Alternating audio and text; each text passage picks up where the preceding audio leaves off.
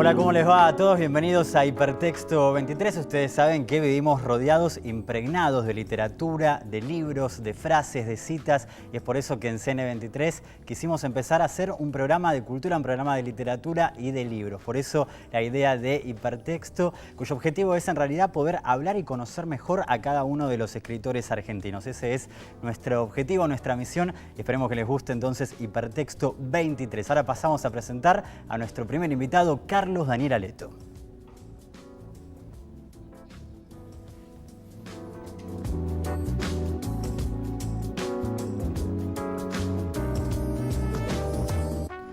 Carlos Aleto nació el 18 de enero de 1967 en Mar del Plata. Escritor, novelista y ensayista, es también licenciado en letras y además el director del suplemento literario de Telam.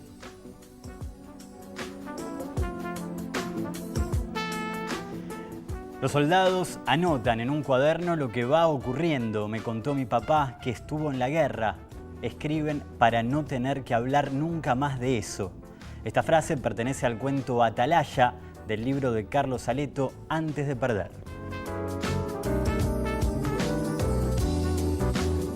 Muchas gracias, Carlos Aleto, por estar con nosotros en Hipertexto 23. ¿Cómo estás? Muy bien, muchas gracias a ustedes y la verdad es un placer estar en este programa inaugural, ¿no? Bueno, muy linda la frase, ¿no?, que acabamos de leer, de un cuento muy particular, que ya se van a enterar por qué, que se llama Antes de perder. Primero que me cuentes un poco acerca del título, ¿no? Un título, digamos, que uno podría pensar que tiene que ver por ahí con alguna competencia, con alguna rivalidad, que tiene que ver con la historia, además del libro. Sí, Antes de perder, el título del libro en general es justamente eso, ¿no? Una historia de los niños antes de perder la infancia o antes de perder la inocencia, aunque todavía no han perdido la infancia, ¿no? Generalmente los cuentos, incluso Atalaya, donde sucede esta guerra de niños, ¿no? que es esta frase inicial, en todos los cuentos hay una pérdida de algo, ¿no? Entonces el escritor se para, o el narrador se para, sí, antes de esa pérdida y la cuenta, ¿no? De alguna forma en todos los cuentos están atravesados por esas historias. Una guerra entre chicos, ¿no? Que tienen sus Atalaya, coroneles, sí, sus generales, que van teniendo sus batallas. En el cuento Atalaya sucede eso. Guerras infantiles, como hemos tenido muchísimos, sí, muy en los barrios, ¿no? muy organizadas y cada vez, digamos, en aumento, ¿no? Increciendo. Cada vez se iban poniendo más pesadas las guerras entre bandos enfrentados. Sí. En algún momento, por ejemplo, los chicos se empezaban peleando verbalmente o se postulaba una suerte de guerra que no existía, tenía que ver con la ficción. Y después pasaban a las manos. Pasaban a las manos, los hechos puntualmente, y a veces terminaban, como sucede en este cuento, con armas de fuego, ¿no? Perfecto. Y Antes de perder también puede implicar o puede adelantar lo que pasó con el concurso en el cual participó este libro, que es una historia muy particular, así que si querés contanos. Atalaya participó del Premio Clarín del año 2008. De cuentos. De cuentos. Sí, sí, el único concurso de cuentos que hubo del diario Clarín fue en el 2008. Y lo gané entre 6.660 participantes y ganó este cuento, Atalaya. Una alegría inmensa. Sí, me sentía muy feliz en realidad, porque sobre todo en el diario decía algo, en la foto, ¿no? Debajo de cuando me estaban entregando el premio con Marcelo Herrera de Noble, decía algo muy interesante. Decía, el ahora reconocido escritor. Ah, o sea, como que el cuento te consagraba como el cuento me consagraba, el concurso. No, Clarín me consagraba, claro. Y ahora era reconocido porque ellos decían que así era, ¿no? ¿Y qué pasó finalmente? Y finalmente, bueno, ellos dieron bastante vueltas. Una vez que me entregaron el premio, hubo toda una operación política que es muy oscura para describirla, ¿no? En un programa agradable. Y resolvieron, bajo una excusa que era que el cuento ya estaba editado. Sí. Era mentira, porque fue recién editado 2 años después, en el 2010. Sí. Con esa excusa me quitaron el premio. ¿Te lo sacaron? Me lo sacaron, sí, sí. O sea, hoy por hoy ya no tenés el premio. No soy premio Clarín. Por suerte, porque uno después se va enterando de ciertas operaciones. Pensemos que recién empezaba a develarse un poco lo que era la monstruosidad del grupo. Lo bueno fue que el jurado me reconoció con el premio. Un jurado de escritores. Con eso, de alguna manera, claro. Un jurado de escritores. ¿Quién era el jurado? Estaba Claudia Piñeiro, Miguel Blasco y no me acuerdo, 2 o 3 escritores más que ahora ya lo olvidé. Bien. Carlos, ¿cómo surge la idea de ser escritor? O sea, nos remontamos por ahí casi a la infancia, adolescencia, no sé, digo, ¿cómo a alguien se le ocurre dedicarse a la escritura? Sí, en mi caso, puedo narrar Sí. mi caso porque es un caso creo que bastante particular, porque yo vengo de una familia, digamos, de trabajadores, Sí. ¿no? Mi mamá tiene 3er grado, mi papá 6º grado, no es una familia escolarizada completamente. Sí. Entonces en mi casa los libros no aparecían. No había libros. No había libros en mi casa. Sí, estaba el libro de Doña Petrona, Claro, ¿no? claro. Un libro muy interesante, pero mi mamá cuando vio que a mí me interesaba la literatura o algún aspecto, me empezó a comprar libros, Sí. ¿no? Pero yo, una vez en el colegio, le mentí a una compañerita, porque me gustaba, y ella había ganado un premio de pintura, yo le dije, yo soy escritor. Ah, como para ganártela le dije. Para ganármela yo dije, yo soy escritor, le dije a la compañerita esta del colegio, ¿no? Entonces la chica me dijo, bueno, mostrame qué escribís. Y no había Yo escrito nada. No había escrito nada. Es decir, ahí es la idea de ser escritor o no ser escritor, ¿no? Yo dije que era escritor. Entonces me puse a escribir y no tenía una enciclopedia muy grande para poder escribir, entonces agarraba a Hanna-Barbera, los dibujos animados, mezclaba un poquito de lo que podía ver en las historietas y empecé a escribir las historietas de el Sí, Capitán. muchos escritores igual empiezan justamente así, ¿no? Leyendo historietas, cómics, es algo bastante... Sí. Y después, bueno, como veía que me tenía que incorporar herramientas, me empecé a preocupar que era la literatura, donde, digamos, un poco más en el colegio, los libros que nos daban, yo empecé a fijarme un poco más con detenimiento. Y caí en un par de libros muy interesantes que me abrieron la cabeza, ¿no? ¿Cuáles De fueron literatura. esos libros? Y mira, en el colegio coincidió que nos habían dado para leer algunas de los ejemplos del Conde Lucanor. Ese fue el primer Infante libro. Juan Manuel. El infante de Juan Manuel, exactamente. Sí. Y fue en realidad un libro como un disparador, porque no sabía que la literatura era tan entretenida, ¿no? Claro, que te podía conocía. divertir por ahí. Me podía divertir muchísimo. Para mí era algo muy, digamos, de gente erudita, ¿no? Que no tenía... Aburrida. Aburrida, ¿no? Y lo divertido estaba en el parque, estaba en la canchita, en el potrero. Eso era lo divertido para mí. Cuando empecé a incorporar la literatura y vi que ahí también había mucha diversión, bueno, no la solté nunca más. Sí. Y De alguna con la manera lo mismo escritura- pasa con el Quijote, ¿no? Es un tipo de literatura... Bueno, es que- uno de los libros cercanos Claro. también a mis primeras lecturas. Ujú. El Quijote es un libro ahí nomás, inmediato. Tendría Sí. 10, 11 años cuando voy a la biblioteca y le digo, ¿ustedes acá tienen el Quijote? Y la bibliotecaria me dijo, si no tenemos el Quijote, tenemos No que tenemos cerrarlo, nada, ¿no? claro. Tenemos que cerrar la biblioteca, me dijo. Carlos, recién te referías un poco a tu familia diciendo que era una familia de trabajo, creo que usaste esa, trabajo, sí, esa sí. expresión, digamos, ¿cómo empezaron a ver el hecho de que vos leyeras cada vez más seguido, que empezaras a escribir, que mostraras la intención de dedicarte a la literatura? Digo, ¿cómo les cayó eso? Porque no siempre cae bien. No cae bien. En una familia No cae. donde no cae bien. En una familia donde no es que tampoco a uno le parezca, eso está limitado a la educación, al colegio. Si lo haces para el colegio está bien. Ahora, No, claro. si vos querés incorporar la escritura, la literatura, ¿no? Y decir, bueno, yo con esto quiero en el futuro tener un trabajo intelectual, no en ese razonamiento, pero en esa línea, Ya es otra no cae cosa. muy bien, porque claro, vos tenés que, yo por ejemplo tenía a los 13 años, para poder entrar a la secundaria ya tenía que salir a trabajar. ¿De qué trabajaste ahí? Y trabajé, bueno, trabajo, por ejemplo, de chapa de pintura, siempre ayudante, ¿no? Sí. Y lo que más trabajé durante 4 o 5 años, que la pasé muy mal, fue peón de albañil, ¿no? Trabajé de peón de albañil hasta los 18, 19 años, mientras estudiaba, incluso cuando empecé la universidad también. Empezaste letras ahí. Empecé letras, Sí. sí. Pero tuve que abandonarla. Es decir, el trabajo de albañil es muy duro. Uno se levanta a la mañana, la arena está congelada, el agua está, tenés que romper el hielo para poder sacar el agua.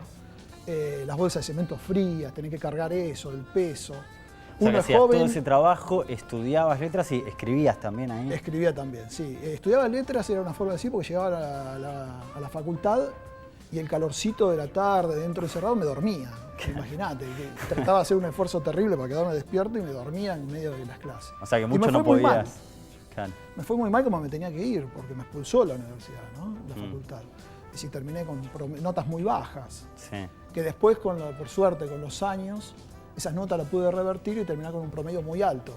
¿no? ¿Cuánto tiempo pasó ahí? Y 13, 14 años para poder volver, ya una vez casado, Sí. ¿no? Con mi mujer que me dice, ¿te interesa tanto estudiar? ¿Por qué no estudias?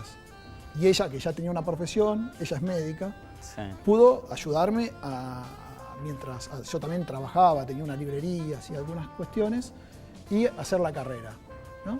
Y ahí aquellas notas que eran 6, 4, 5, pasaban a ser todos 10 y un 9, por ejemplo. Bueno, es decir, mejoraste un montón. sí, por eso, quiero decir Claro. que la inclusión en la universidad no es solamente la apertura Sí. de las puertas, sino que No, tiene que haber seguro, todo un seguro. contexto social que realmente te incluya. Bueno, Si de no, es hecho, muy por difícil. eso existen becas, por ejemplo. ¿no? Exactamente, Para- exactamente. Sí, Pero por de eso todas existen maneras becas. es muy duro, ¿no? Para mucha gente poderse dedicar a, digamos, Sí, a profesiones sí, que lo tienen que ver ves. con la literatura. Yo me veía reflejado en los pibes, que cuando empecé a cursar de nuevo la facultad, yo ya era grande, los pibes que eran expulsados. Yo me daba cuenta porque no tenían el sostén y yo trataba de alentarlos porque me veía reflejado a mí a los 18 años. Sí.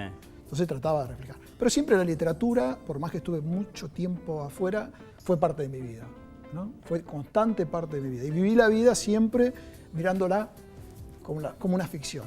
Digamos, siempre estuve... ¿Qué significa eso? O sea, ¿qué significa para vos la literatura en ese sentido, la ficción? ¿Por qué decís que vivís como Digamos, una a veces ficción? cuando uno quiere poner límites a la literatura, qué es literatura, qué no es literatura, para mí no tiene límites, es la vida misma. Digamos, como que la literatura, la ficción es toda la vida para mí.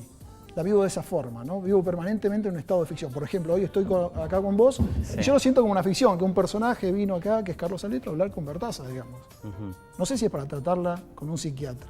No, No es la cuestión. no sé, Pero por- te quiero decir que es lo que yo siento y lo que Sí. realmente vivo. Vivo la vida Claro. como un estado permanente de ficción. Que a veces lo llevo al plano del libro. ¿Cómo son tus momentos de escritura? ¿Escribís, por ejemplo, todos los días? Porque si decís que vivís en un estado de ficción... No, eso sería una cuestión, viste que los escritores se dividían en aquellos que tenían la literatura como un matrimonio o como un amante. ¿no? Ah, qué lindo. Es decir, estar todos los días ahí es como tener un matrimonio. matrimonio, ¿no? claro. Y no hablo mal del matrimonio porque estás casado. estoy casado, pero Se te complicaría. tiene algunas cuestiones de repeticiones Sí. que a veces tienen sus cosas elegantes, buenas, pero otras veces no. En cambio, con la literatura eso no funciona bien. Yo vivo mejor escribiendo cuando realmente tengo ganas de escribir, Ujú. que son muchas veces. A veces tengo ganas de escribir a la mañana o al mediodía, y a veces tengo ganas de escribir a la noche. Pero Y en general un cuando momento- aparecen esas ganas y te sentás a escribir, digo, ¿sale lo que querés decir o tenés como que corregir mucho y Y te ahí detenés? corrijo mucho. Corregís, Sí, sí. corrijo. Yo escribo, trato de mantener un orden en la escritura cada vez más, digamos, no de escribir, por pulsión, Sí. sino trato de mantener hoy en día un orden de lo que estoy escribiendo, tener un plan concebido. Cuando era más joven, no, escribía. Ujú. Era una purga constante de escritura, ¿no? De esto que yo estaba viviendo era todo pasaba al plano de la ficción. Al plano de la ficción, pero en el papel. Bien, Carlos, el hecho de vivir en Mar del Plata, digo, ¿te dificulta en algún punto entrar en lo que es la industria cultural, el mercado editorial, no sé, los contactos? Digo, ¿genera una dificultad extra Yo eso? tengo, digamos, hay una dificultad en todos los que no viven en Capital Federal, en Buenos Aires, ¿no? Como que está Con todo el muy mundo centralizado. editorial. Está todo muy centralizado. Igual yo tengo un cierto rechazo con la industria editorial. ¿Por En qué? general. Yo siento un rechazo que tiene que ver justamente con esto que decía un poco del amante, del matrimonio, de la cuestión de... Sigue la de misma legalidad. línea. Sí, sigue en la misma línea. Siento como que hay un negocio, a mí me preocupa cuando el negocio ocupa el lugar, voy a parecer Rabino Berman, ¿no? Del ocio. Pero Sí, es sí. eso, ¿no? Es decir, cuando el negocio ya te empieza a preocupar por encima del placer, el ocio digo creativo, ¿no? El Sí. ocio visto desde la Grecia antigua. Claro. Cuando empieza a ocupar ese espacio a mí me molesta. Sí, cuando- Andar preocupándome de que una editorial importante lucre con mi libro, o no lucre, o pierda plata con mi libro, ya me empieza a preocupar. Está bien, pero de todas maneras, Ahora- ¿cómo haces o cómo hiciste para publicar tus libros? Bueno, lo publicamos justamente con una editorial hecha con estudiantes y con graduados de la Universidad Nacional de Mar del Plata, Ajá. ¿no? Se llama Cuerva Blanca y publicamos generalmente libros nuestros y conseguimos una distribuidora, ¿no? Porque el problema Sí, no es publicar, sino distribuir los también libros. distribuir los libros. Claro. Conseguimos una distribuidora que, bueno, entra en la industria del libro, esa distribución, pero ya es más acotada, ¿no? Sí, esto es importante por ahí decirlo para la gente que nos está viendo, que por ahí quiere escribir, o mejor dicho, quiere publicar y no sabe cómo. Hay muchísima gente que se acerca claro. y te pregunta, ¿cómo haces para publicar? Porque yo quiero publicar un libro. Es constancia, digamos, vos querés publicar, vas a publicar. Lo vas a publicar. Vas a publicarlo, sí. ¿Y sin pagar en general o ya es más difícil, digo? Y no sé si sin pagar nada, es decir, muchas veces uno, como es socio de esa empresa o pequeña empresa editorial, sí, tiene que poner unos mangos, ¿no? Claro. Es que después se devuelve o no, y no es lo importante. Vamos a sumar una sorpresa en comunicación telefónica a alguien que eligió uno de tus libros, en este caso una novela que se llama Anatomía de la Melancolía, como mejor libro del año, mejor novela del año. Es Guillermo Martínez, un gran escritor, a quien le agradecemos muchísimo esta comunicación con Hipertexto 23. ¿Cómo estás, Guillermo? Hola, ¿qué tal, Juan Pablo? Encantado de estar con ustedes. No, muchísimas gracias por aceptar esta comunicación. Y está acá Carlos Salito, no sé qué le querés decir. Hola, Guillermo. Bueno, hola, Carlos. ¿Qué tal? ¿Cómo estás? Ojalá que haya sido realmente una sorpresa.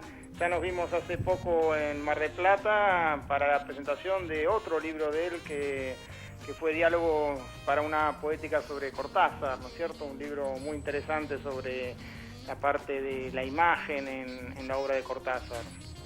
Guillermo, contanos un poco qué significó, mejor dicho, qué te gustó a vos de la novela Anatomía de la Melancolía y por qué la elegiste como uno de los mejores del año. Mira, en principio me gustó desde la manera en que llegó a mis manos, que fue justamente en una feria del libro, que me lo encontré a Carlos, tenía un ejemplar, creo que recién había seguido el libro y me dijo, bueno, me encantaría que pudieras leerlo cuando puedas.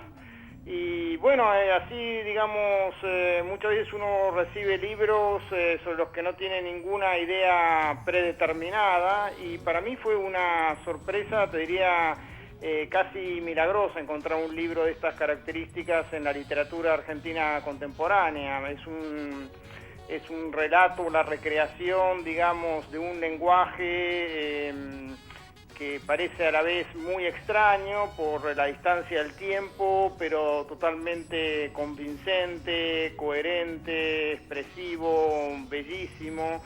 Es de algún modo el peregrinaje de un médico que está en búsqueda de la prueba, digamos, de dónde está dentro de la fábrica del cuerpo, dónde reside la secreción de melancolía, y entonces quiere abrir finalmente el cuerpo de una persona viva, porque no puede hacerlo con un cadáver, ¿no es cierto? Pues ya de algún modo ha escapado la melancolía del cadáver. Sí. Y entonces en una época en donde los médicos eran a veces exhumadores de tumbas, bueno, aparece este peregrinar con los conocimientos de la época, pero sobre todo, ya te digo, con este lenguaje a la vez tan extraño, tan seductor, tan bien plasmado, que es como si uno escuchara una lengua extraña, pero cercana a la vez, que uno va desentrañando a medida que avanza. Bueno, mirá todo lo que dijo Carlos. ¿Qué significa que un escritor como Guillermo Martínez diga esto de tu literatura? Recién estábamos viendo la etapa de Crímenes Imperceptibles, que es una novela que llegó a Hollywood, nada menos, con lo que esto significa, digo, y que alguien así hable. Creo que en algún momento lo dije en la presentación del libro, y lo repito. Son los títulos, los títulos que te dan de ser un escritor, ¿no? Una mirada como la de Guillermo Martínez, así como en algún día con una tesina yo recibí el título de licenciado en letras, con una expresión como la de Guillermo Martínez o de algún otro escritor, te dan el título de escritor, ¿no? Eso como que ahí decís llegué, ¿no? En algún punto. Exactamente, eso se lo dije a él y realmente lo siento, ¿no? Dije, bueno, soy un escritor. No es lo mismo que cuando le mentí a la chica de 8 o 9 años que yo era un escritor y que no había escrito nada. Bueno, algo escribí y algo llegó y tiene estos elogios que para mí son muy importantes, ¿no? Guillermo, realmente te agradecemos muchísimo esta comunicación. Por supuesto, quedás invitado para el Living de Hipertexto 23, así que te esperamos muy pronto acá. Muchísimas gracias a ustedes y bueno, felicitaciones por este nuevo programa. La literatura siempre necesita que hablen de ella. Hasta muy pronto. Muchas gracias, Guillermo. Un abrazo. Un abrazo enorme. Voy a cerrar con esta pregunta, porque arranqué el programa diciendo que estamos impregnados y rodeados de literaturas, de citas y de frases. Creo que es verdad, esto creo que sucede. Y vos empezabas diciendo que pensaste en ser escritor para, de alguna manera, ganarte una chica. Sí. Entonces te quiero preguntar, para terminar el programa, ¿qué libro le recomendarías a una chica que te querés ganar? ¿Cómo harías para, no? ¿Cómo ayudaría un libro en ese sentido? Si es que ayuda, tal vez no. A mí me fue siempre mal cuando regalé un libro. Ok, entonces no. Es decir, sería una mala recomendación.